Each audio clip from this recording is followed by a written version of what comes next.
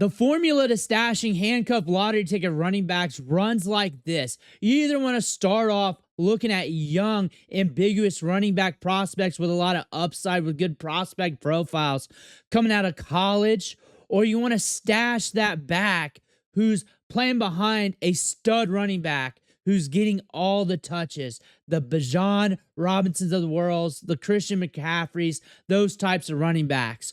Or you want to look at the starting running back who's kind of banged up, and you want to look at the next man up because that guy like this could be up rather soon. We're looking at the Green Bay Packers. Josh Jacobs is dealing with a calf issue. He's limited at practice. We're watching the reports. Everybody's looking at Emanuel Wilson right now. He's trending. Everybody's searching him up. A lot of people are picking him up. We're doing a deep dive on him again today to see whether or not you want to pick him up for your fantasy football team or just stay away. But I'm going to give you the news, the facts, the advanced analytics to help you make that decision. Before we dig in, though, you need to click that subscribe button right now. We're doing these deep dives every day. Deep diving all these trending players. When news hits, we do a deep dive. If there's a guy on the bubble of being rostered in fantasy football, we're going to do a deep dive. We're going deeper than anybody else on the waiver wire. On Sunday at like 6 to 7 o'clock, I drop a waiver wire video. It beats all the fantasy football websites that are putting out their articles. Monday, Tuesday, Wednesday, same guys, if not more, giving you more ideas. And then we're going to help you set your lineups. We do that on Saturday around 1 or 2 o'clock. I drop the must start video. Ask your questions in that video. Click that subscribe button. Stop missing out. Ric Flair's watching. You do not want to disappoint Ric Flair. But Manny Wilson is trending. He is trending right now. And you need to pay attention to that because the market's saying, hey, get interested in Manny Wilson. On top of that, a lot of people have questions about him. So I better try to answer those questions for you guys so you guys can get your answer for yourself to do what you need to do for your fantasy football team according to your team and league's context. Josh Jacobs, questionable, limited during practice. Did not get the same amount of reps last week against the Steelers. Saw that in the back end of the game there.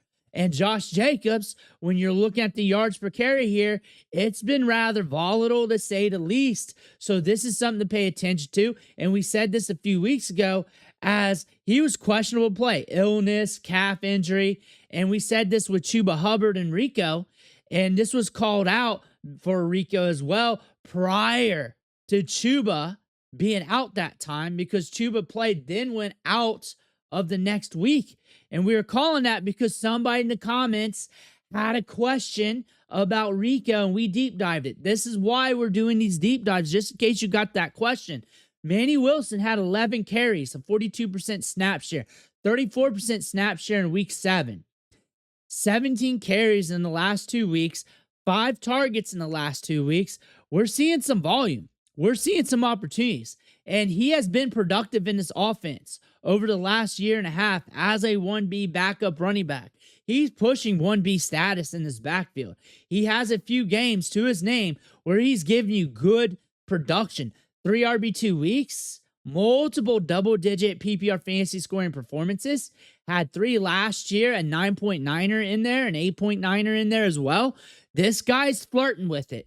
He is flirting with it, and you're looking at the opportunity share. Earlier in the season, it was at 8%.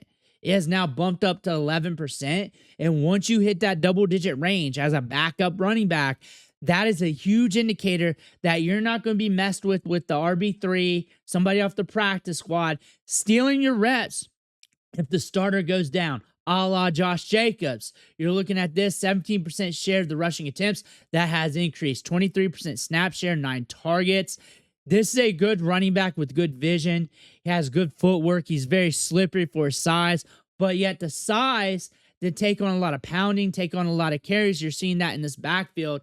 You're looking at the yards per carry, 4.6 yards per carry on the season with Manny Wilson. Sure, just 35 rushing attempts, 162 yards, but efficient, 3.6 on Josh Jacobs. He's been volatile, 447 rushing yards, 9 touchdowns though. Those touchdowns are really helping him in fantasy. He's going to finish easily with double-digit touchdowns, but you're looking at Manny Wilson. you're looking at the opportunities.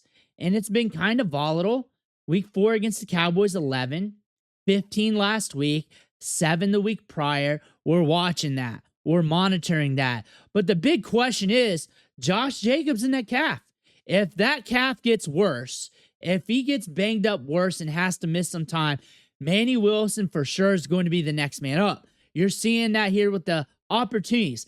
Those are targets and rushing attempts together because that's an opportunity. And 7 in week 7, 15 in week 8, that is giving you the indicator next man up. 4.6 yards per carry. And last week, he averaged 5.5 yards per carry, looked solid on the ground. 11 rushing attempts to Josh Jacobs, 13. 11 snaps on run plays versus 13 for Josh Jacobs. Looking solid. 2 carries of 10-plus yards. And on the season, yards after contact per attempt, 3.4 for Manny, 2.97 for Josh Jacobs. Not saying Josh Jacobs is going to lose his job, but there's some inefficiencies here, as you're seeing that with the yards per carry. 11 carries of 10-plus yards or more. That's on 124 rushing attempts. So less than a 10% hit rate, he's going to blast off for you. And only 4 carries of 15 yards or more, where Wilson already has 1. So you're seeing something there. Wilson's got some pop. He's going to get some opportunities. You're only seeing 2 rushing attempts for Chris Brooks. He is not going to be an issue or a factor in this offense. 3.6 yards per carry here, and you're hitting under 4 in every game but 2. So that is something to pay attention to. 2.5 last week, 1.9 week 3 against Cleveland, which it's Cleveland. 3.9 against Dallas, though. Against Dallas. This is starting to become an issue, a trend here.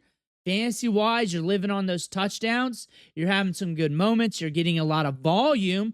But when you're sharing the volume, that's an issue. Now, run blocking grade for the Packers, we rank 21st in the league. That could be an impact. Wilson on 35 rushing attempts, 4.6 yards per carry, though. So that's an indicator that we could get a little bit more juice out of this. Even though we had a grade of 56.4, we're still bottom 3rd in the league. Tops in the league, Rams, Panthers, Bills, Colts, Lions. You're seeing that. Chiefs, bad running back play, top 10 in the league.